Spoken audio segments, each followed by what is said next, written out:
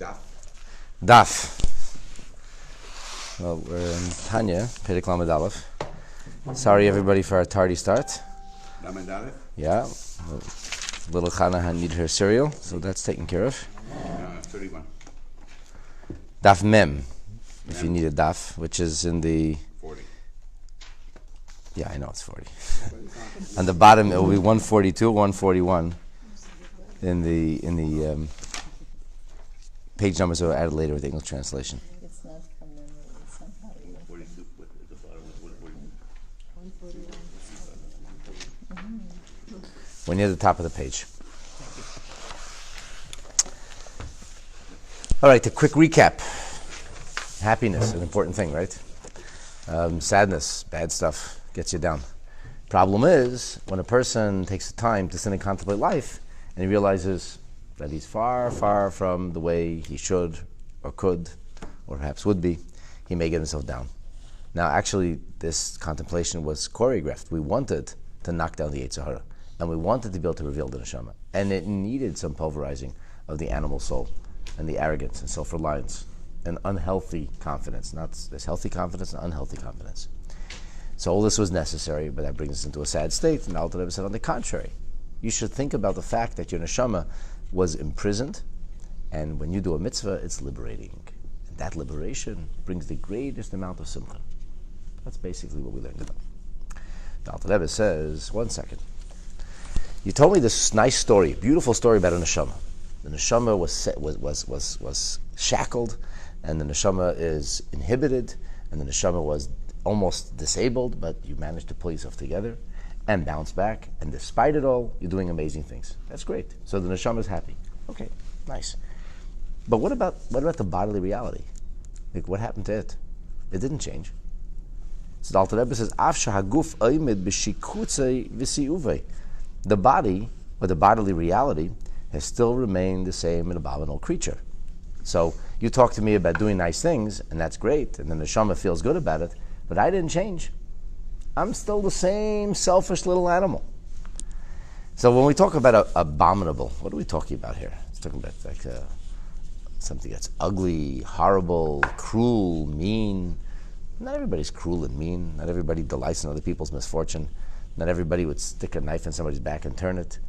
What do we refer to when we say this abominable nature?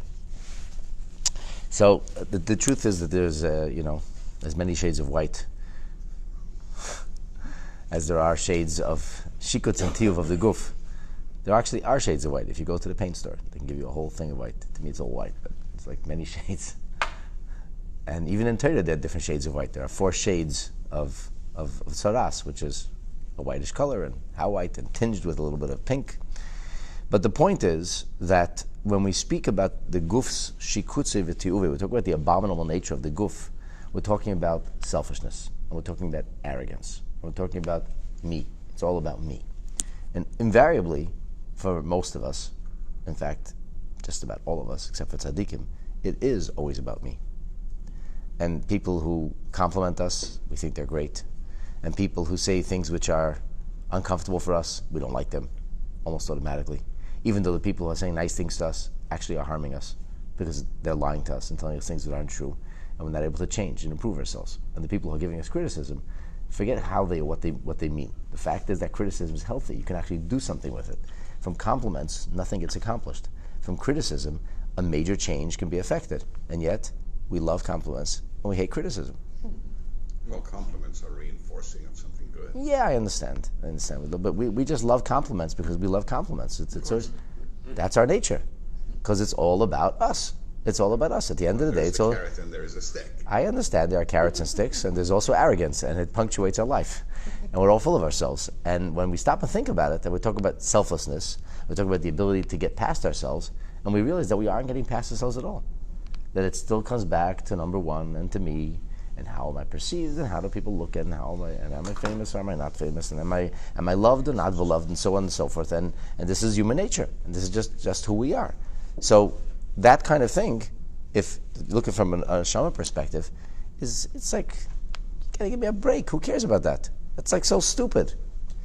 It's so childish. It's so us. So you talked about the joy of the neshama. the neshama cutting its cords and setting itself free and being able to fly. But at the end of the day, the body has remained the body. And this body, that really kind of defines me. I have a neshama, but as the Alter Rebbe explained earlier, except for tzaddikim, the bodily reality is defining. That's who I am. That's who I am. I am a body. I am a bodily reality. I have a neshama. I'm aware of the neshama. So, like it says in the Zohar, the nikra mashcha dechivya. So, let's think about this for a minute. In Torah literature, if you had to use an image for evil, what would the image be? The devil. That's quite Christian. Frankly. That's pretty evil.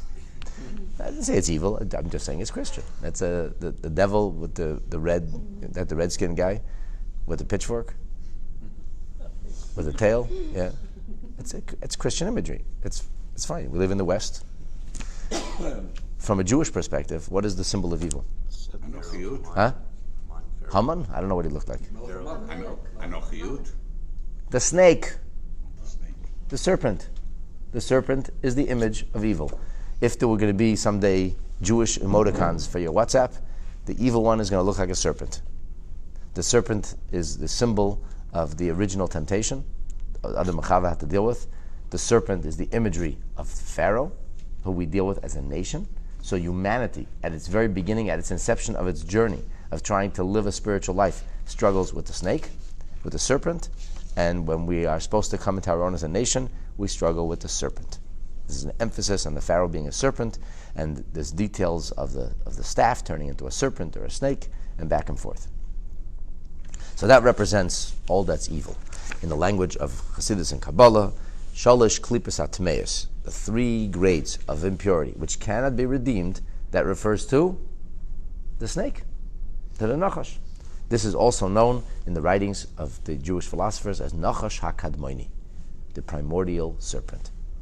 Okay, so the Zohar says that our bodily reality is metaphorically alluded to as Mashka Dechivya. Mashka Dechivya literally means the snake's or serpent's skin. Now, snakes shed their skin on a regular basis. We all shed our skin on a regular basis. We just don't leave markings behind. The truth is that your epidermis rebuilds itself on on a daily basis. Your body totally destroys all the old cells and rebuilds and regenerates new cells. Of course, you may ask the question, so why is the wound still there? Why is the scar still there? And the answer is because the body in its brilliance simply replicates what's there. It's like one wise person, I think George Carlin once said, I woke up one morning and I realized somebody has stolen everything from my room and replaced it all with exactly the same stuff. Happens every day. Happens every day. It actually does. Your body physically decomposes itself, gets rid of the bad stuff, because the skin can't last forever, and then it rebuilds afresh with a new skin. The problem is that the skin replicates whatever's there. And if the body is bludgeoned during the day, so at night when the skin replicates itself, it will replicate bludgeoned skin. So one of the things they do today to heal scar tissue is they send little radio waves in to shatter the scar tissue, so that the scar tissue will be shattered on a subatomic level, so that later on, when the body rebuilds itself, it won't rebuild the same broken cells. There'll be healed cells, and it's a process. And I mean, on paper it sounds very good. I'm not sure how well it works, but they actually use this in science today in healing. And of course, the body is able to slowly but surely replicate the cells a little bit better. The body's always trying to push and get back healthier cells. The Rishonim said that tinik mishanolad maschal yabesh, a baby from the day he's born begins to, so to speak, dry out. And how do you square that with the Torah idea that till the age of your mid-30s you're still growing in strength, you're still getting stronger? The answer is very simple. A child's skin is so supple, it's so soft, it can regenerate itself within a matter of hours. And the older we get, the longer it takes for us to recover. This is just the way it is. Like, think of stem cells.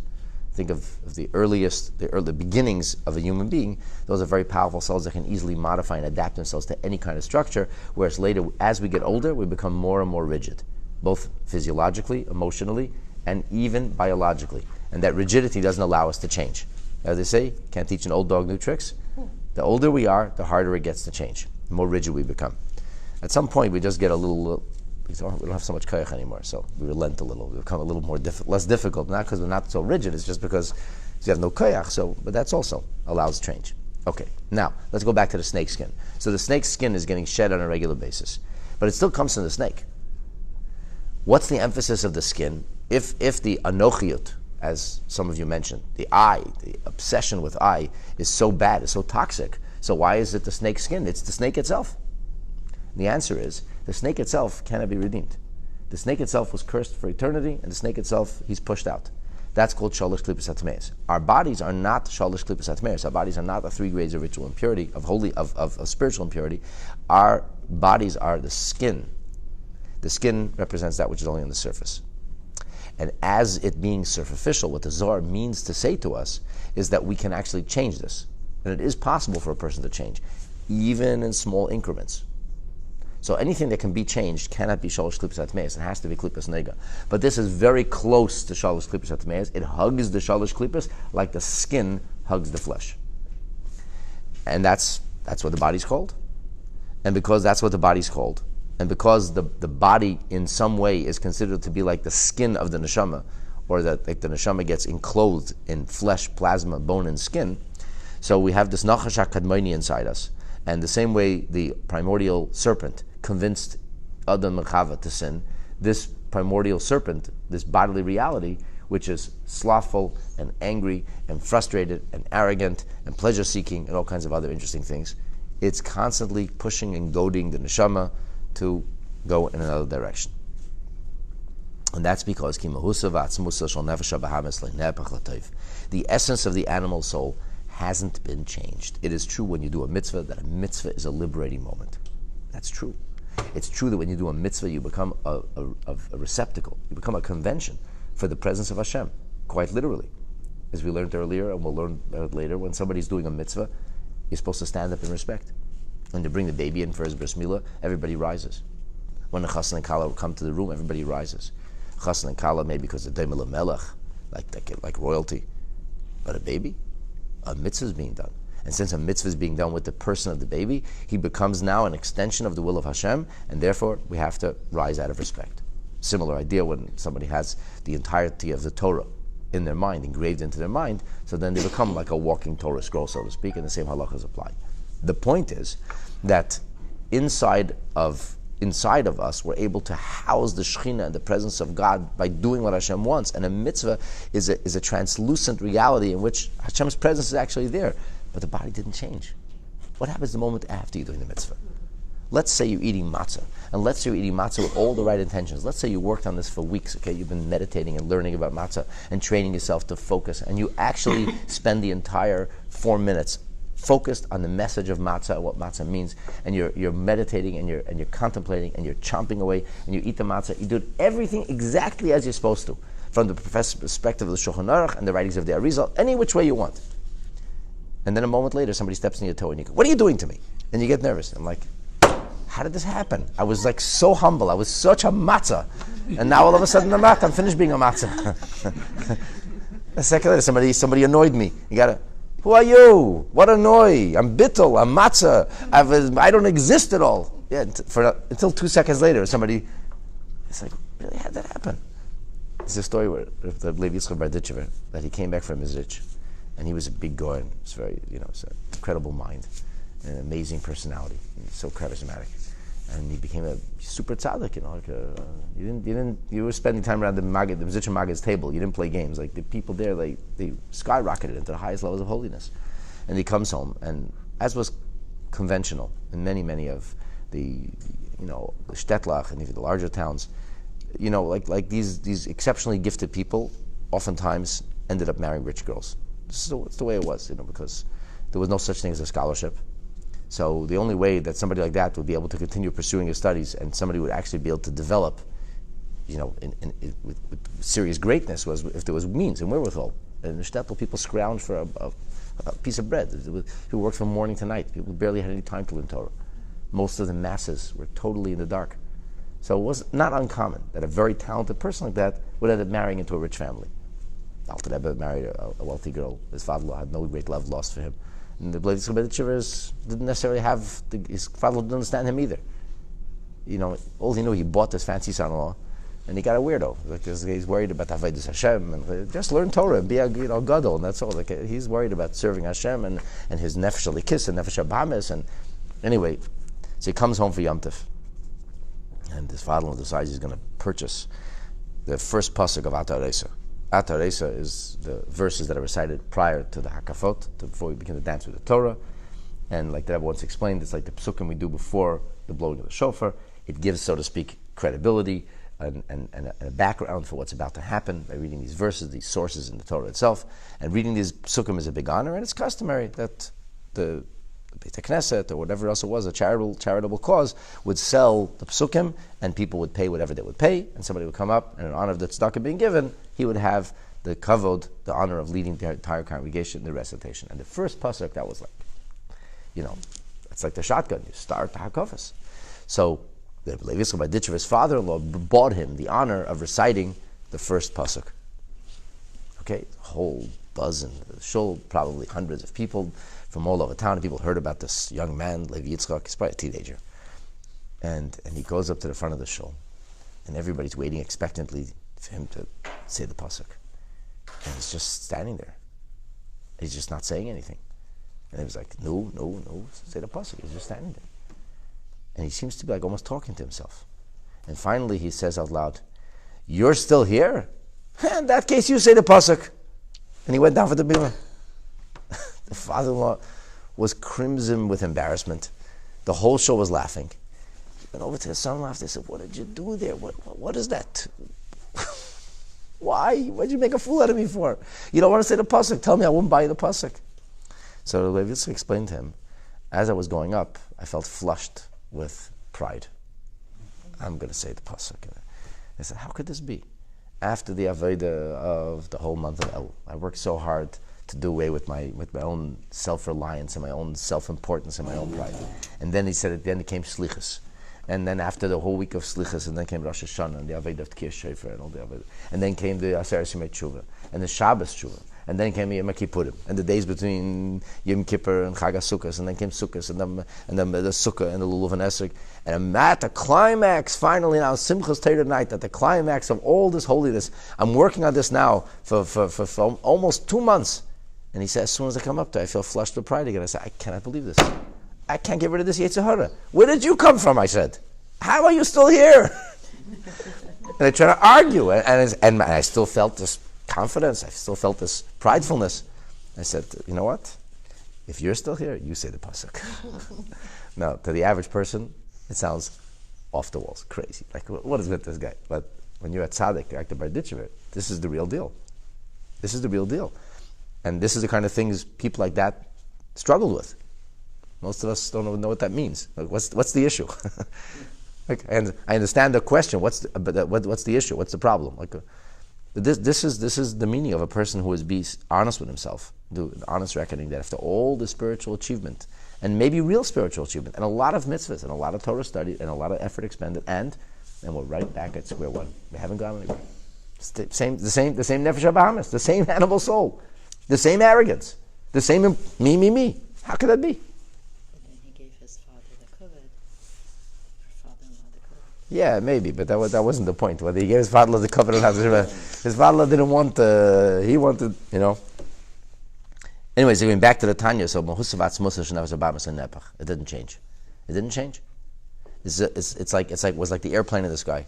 As long as the turbine was going and the engines were pumping, it was up in the sky. The moment the engine stopped, boom, right back on the ground again. Mm-hmm. I thought I finally broke the atmosphere. I thought all these rockets were fiery. That's it. No, nothing doing. Right back on the ground again. This is a real problem. So what are you telling me stories with the joy of my neshama? That's nice for my neshama. I'm not a neshama.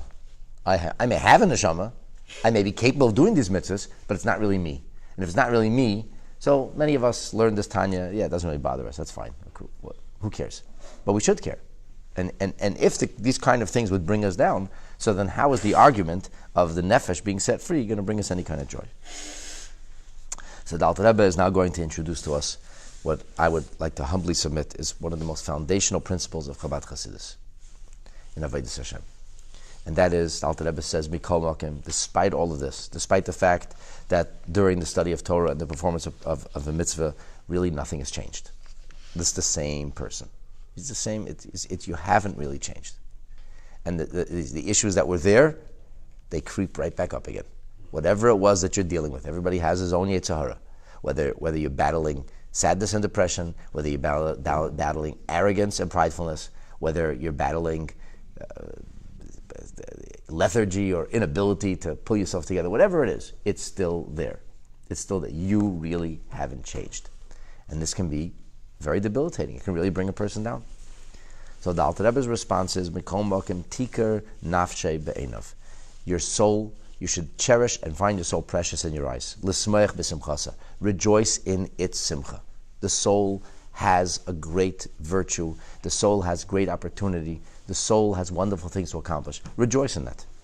And focus on that. Redirect your focus. You're right. Your body didn't change. It's true. You're still the same snarling little animal inside. But don't focus on that. Instead, focus on the positive. This is very practical. Chassidus Chabad is extremely practical. In other words, it doesn't say to you, don't worry about it, you don't have a nefesh habahamis. I do have a nefesh habahamis. I do have an animal soul. And it is a snake skin, a dog's breakfast. Forgive me, canine lovers. It's what it is. This is this is what it is. So is what it is. So it's going to get me down. Don't let it get you down. Don't focus on that. Who says you have to focus on that? I heard that we should look at the fact that we're a soul, not a body. You could look at the fact that you're a soul, not a body, as they say in Yiddish, von heint bis morgen, from today till tomorrow. You're still a body. You're still a body, and the body still gets in the way. And when it's all said and done, no matter how many times, how many chapters of Tillim you recited, and how many mitzvahs you did, and how much l'chaim you drank, and how many songs you sang, somebody's going to step on your toes, you're still going to say ouch and get frustrated. And no matter how much bittul you talk about, you're still, somehow, the bittel's not there. We all have this. We all experience it in our own ways. Everybody has a different animal soul, a different, so to speak, snake skin. It's as different as fingerprints. But at the end of the day, they're all the same. Isn't it part of the Ishtadlut? In other words, like we are doing a work knowing that probably, Yeah, we are, it's exactly so. We are doing all this work knowing that nothing's really going to change. At least not for the most part. Somebody from our community asked you once, he was learning Tanya a little, he says, I don't understand this thing. I think you work and you work and you work and you don't change anything. What's the point? I said, don't you play Candy Crush?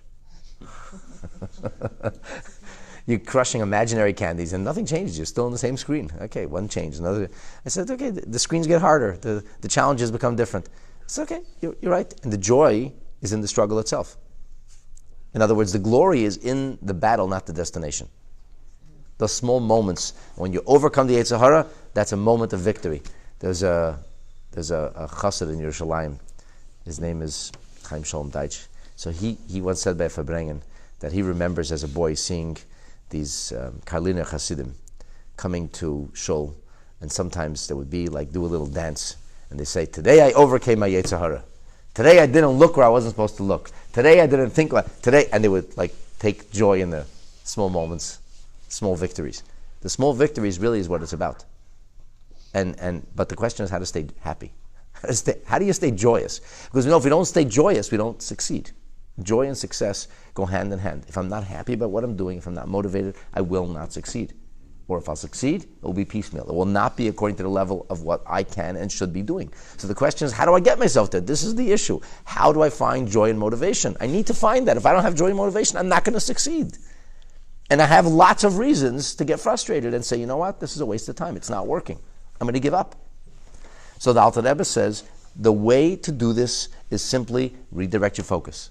Don't deal with it. There are certain approaches in Chassidus in which we go into a bad thought and try to redirect it and elevate it and channel it. The Alter Rebbe did not believe in that.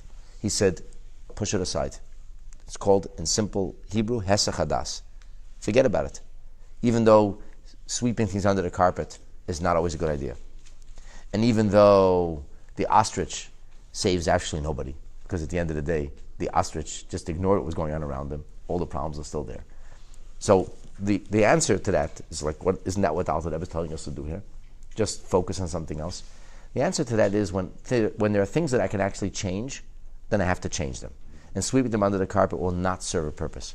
But when there are things that can't be changed, for whatever reason, they're not going to be changed. I can't change them. So if I can't change them, don't focus on them. Focus on the good stuff. But you can grow in your faith and your trust, and that helps. You can grow in faith, and you can grow in trust, and you can do all these things, and you should do all these things, and your nefesh habahamis, your animal soul, doesn't go away. He's still, your attitude changes to a degree, but at the end of the day, it's still about me. There was a chassid of the Alter Rebbe who he moved to Yerushalayim towards the end of his life, and they said to him, before you became a chassid, you spent most of your waking hours doing holy things, learning and davening and mitzvahs and so on and so forth. And he says, you became a chassid, and you're still learning and davening and doing mitzvahs. What's the difference? He says, I'll tell you the truth. Not much changed. A little question, just a nuance in a question. He said, really? What was that? He said, I used to learn Torah and daven and do mitzvahs, and I used to have a question. He said, the question was, I'm doing so many mitzvahs, I'm learning so much, how will God be able to provide Gan Eden for me? And he said, I came up with the answer. I said, God is a kol yachol, God is omnipotent. I'll leave it to him. He'll figure out how to give me a reward. He says, now I became a chassid of the Alter Rebbe. And he says, now I have almost a little bit different the question, but the same answer. He says, now I ask myself, how in heaven could God have any joy from this little arrogant animal who's so obsessed with himself? How does God have joy in his learning? How does God have any kind of pleasure in my mitzvahs when I know who I am? And the answer is the same answer. Says, God is a kol yachol. God is omnipotent. It's a matter of focus, really. It's a matter of focus. Problems don't solve themselves. There's no question about that. Just like the budget doesn't balance itself, even if the Prime Minister thinks it does. It doesn't. So problems that can be dealt with have to be dealt with. Post-traumatic stress disorder comes from not dealing with issues. We have to deal with issues. If the issues come our way, we have to deal with them. But having said this, even though when the issues come our way, we have to deal with them, that's as long as they're dealable. There are things that could be changed. When things can't be changed, so either I could obsess over it and let it bring me down, or not focus on it. The person who loses his legs, he can't grow new legs. He has really two choices. Either to focus on the good parts of life, get prosthetics or a wheelchair, and just focus on the good things in life, or sit and be miserable and sink into melancholy for the rest of your life, looking at the legs that don't exist anymore. You have a choice to make. You say, well, don't sweep it under the carpet. Don't just tell me my leg is okay. No, I should focus on life. I don't have legs. I know, it's terrible. But focusing on it doesn't do anything. Whatever solution you can find, whether it's prosthetics or a wheelchair, fine. So, and once you get that in place, you have to refocus. The Alter Rebbe tells us that we should not obsess over things we can't change. But how do you know when it's something you can't change? How do you know? That's a good question. So the answer is, if it's the fact that the guf is b'shikutze v'tiyuve, if the fact is that the guf, that the body is still obsessed over self, it's still about the I factor, right? That's not going to change. Only tzaddikim could change that. The atmosphere can only be broken with a certain amount of velocity that the greatest of rockets can generate. No, the average plane or drone is not going to break the atmosphere. So that means as soon as the propeller stops turning and the turbo stops going, you're coming back down. That's the way it's going to be. So we know that. We learned Tanya. We know that. We got that. Unless you're a tzaddik, maybe you are. I don't know. We know it's not going to change. No. Okay. So it's not changing. What about using it differently? Using the goof differently?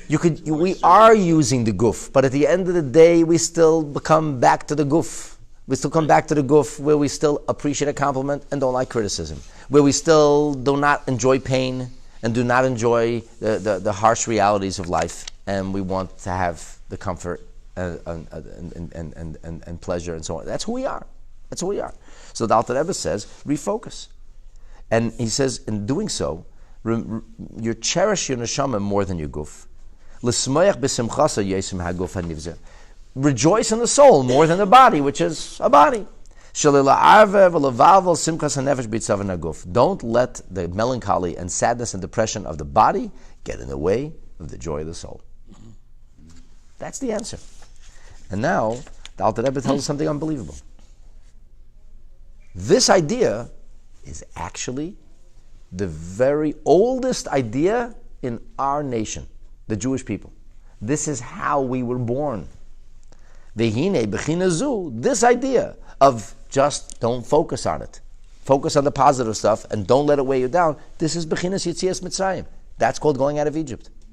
Which we know going out of Egypt is a daily, maybe hourly, by the minute experience. Get out of your narrow straits. The Alter Rebbe says, what does the pasuk say? What does the verse speak about when it says the people left the nation? They left. It says ki barach ha'am. They escaped. They ran away. The l'chayra hu tamua. This is very strange. Why does the scripture say they escaped? And why did they have to tell the Pharaoh a story? We're leaving for 3 days. What was the point? The Pharaoh at that point was so broken from the 10 plagues, he would never have been able to say no. They would have told him we're leaving forever. What could he say?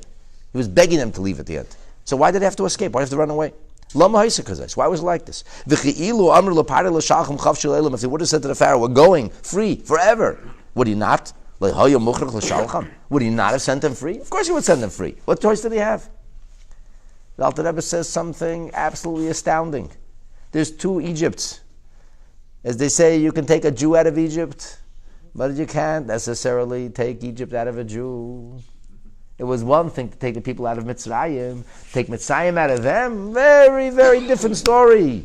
Here we were, miracles upon miracles, wonder upon wonders, and 7 days later we're at the cross at the foot of the Reed Sea, and what are we saying? What'd you bring us here to kill us for? So the Mepharshim and the Chumash speak about this, and they said the people were traumatized. They still had Stockholm Syndrome, they still loved their captors and their abusers.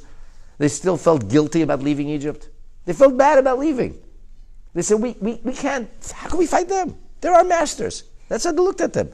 In other words, Egypt had baked itself into their brains. They were DNA, in their DNA, they felt like slaves. So Moshe Rabbeinu took them out of Mitzrayim, but he couldn't simply get the Mitzrayim out of them. Because the evil in the soul was still at full tilt. In the left side, so to speak, the proverbial left side. Because zuhama, which literally translates as sweat, or we could maybe frame it as toxicity, didn't stop until Matan Torah. So what does this mean? Why do people sweat? It's a bodily function that the Eibishter put there. It's a cooling system. You shouldn't get overheated. But it's also a way for the body to excrete all kinds of toxins. Because if the toxins and poison stay in the body, eventually the body will get overwhelmed from the poison. It's just like you need your kidneys to cleanse your blood and get rid of all the toxins, and then your body pushes it out. And what happens, chas v'shalom, if that machine doesn't work? You're in big trouble. It's really, really bad news. Your blood has to be taken out and cleaned, dialysis. It's a terrible thing. And on a regular annual basis, our bodies get cleaned. As one person once told me, think of it as a skyscraper. All the workers leave, right? And then the night crew comes in. And what do? They clean. They go through, they vacuum, they mop, they dust, they clean. The next morning everybody comes, it's a gleaming office building all over again. Right? All the dirt of the day is gone. That's what happens. These little creatures inside your body, that's what they do. Your body is expending all kinds of effort. At a certain point there's garbage building up, it's got to get cleaned out. That's why you need a shower in the morning. Because there's a lot of garbage that's been pushed out. And that's the idea of sweat and toxicity. So on a proverbial spiritual level, there's also this idea of toxins inside. The kind of food that didn't require digestion and the weeding out of the toxic elements was manna. The manna was from heaven, it melted in your body, they didn't need to wash them. Fine, fantastic. No superfood in the world works like that. Whatever, the most healthy food, your bagel could have every single kind of whole grain inside it, and you could cover it with poppy seeds from... You're still going to have to use the washroom after. And most of that bagel is still not staying inside your body. It doesn't matter how healthy it is. Because the nature realizes it's a foreign substance, and foreign substances being absorbed by the body has a lot of it cannot be absorbed in the body. It's got to reject it. It's going to break it down and get rid of it. That's the way it is. So, when we talk about this on a spiritual level, we also have these toxins, and therefore the neshama is constantly trying to weed itself out of the toxins, get rid of the toxins. So there was a time when we had no toxicity left, and that was in Matan Torah. It's a good question of how we ended up with the ego, but that's the big question, right? Like it's the biggest question mark of all time. But we were totally holy. We didn't care about ourselves. All we cared about is God and holiness. But that was only by Matan Torah. It was only 7 weeks later. And like the Medrash says that the Jewish people were physically broken. They needed to be in a healthy state. The Balei HaTosfos talk about this, and that's why we needed 7 weeks. to get to Matan Torah. And the Or HaChaim in his commentary talks about this more on a spiritual level. He says the people were in a very low state. Mitzrayim was not only a physical, material kind of exile, it was a spiritual exile. You heard about the Mem Tes Shari Tumah, 49 gates of impurity? We were at the, literally, precipice of going over the cliff. And God snapped us out of Mitzrayim, snatched us out at the last moment. And then we had to go through 49 gates of cleansing until we could get to the foot of Har Sinai and receive the Torah from Hashem. So this idea of going out of Mitzrayim, how did it happen? Did Moshe rehabilitate the people and elevate the people and get them to the point where they understood that they were free and they were spiritually minded and they wanted to be servants of Hashem instead of being slaves to the Pharaoh? Is that what happened? No. He took the people and snatched them, just pulled them out of Mitzrayim. Why? Because if he wouldn't pull them out of Mitzrayim at that point, they would never be going out of Mitzrayim. Now, Alter Rebbe says this is replicated in our own lives. You're in Mitzrayim, so what should you do? Busy work with every detail of Mitzrayim, or just keep running? Just keep running. You run away from your nefesh habamis. The animal soul's there. You keep running, keep escaping. Every time he tries to get in your way, it's like Donkey Kong, you jump to the next level. Just keep jumping. These video games, they throw all kinds of things at you. You keep jumping, go around them. Keep moving. Don't stay still. And that's what a yid has to do in life. Mechayel l'choyel. Don't stay still. Another mitzvah, more Torah studied, another time davening, and you keep moving. And don't focus on the negative stuff. And don't focus on the fact that you haven't changed yet. They wanted to leave Mitzrayim. That they knew. If you ask a yid that in Mitzrayim, what do you want to do? You want to stay here? I don't want to stay here. I want to leave. What are you looking for? I want to be close to Hashem. Okay. And I want to cleave to Hashem. And then what happens? And then we'll figure it out. He knew that there's going to be Mitzrayim still inside of him. And this is the meaning of the psukim that we find in Yirmiyahu or in Shmuel, where it says, Hashem uzi uzi. Hashem is my source of strength. Umenusi is my refuge.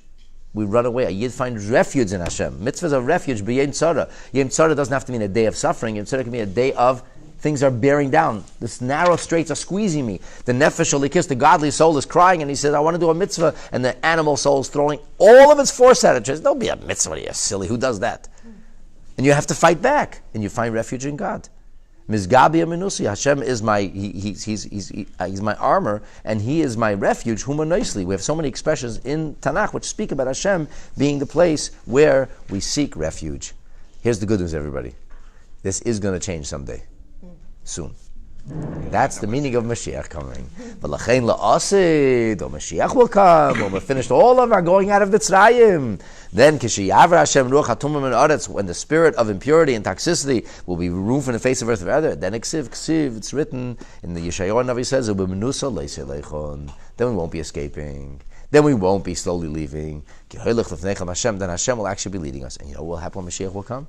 The whole nefesh habahamis, the animal soul, all its ego and its arrogance will all be gone forever. But until then, fight the good fight. But don't focus on the negativity. Don't focus on the fact you didn't change. Instead, focus on the fact that each and every moment where you did succeed is a liberating, exhilarating kind of experience. You're free. You managed to get past another time in Nefesh Habahamis, another time your Mitzrayim was trying to box you in, another time the animal soul tried to knock you down, and you got free, and that should be your focus, and in this you should find joy. And in doing so, a Yid can serve Hashem b'simcha, u'v'tuv levav, and hopefully as a result of that serving Hashem in joy, despite it all, we will soon reach the time that Ruach HaTumah will indeed be gone forever with the coming of Mashiach b'mheira, v'yameinu. Amen.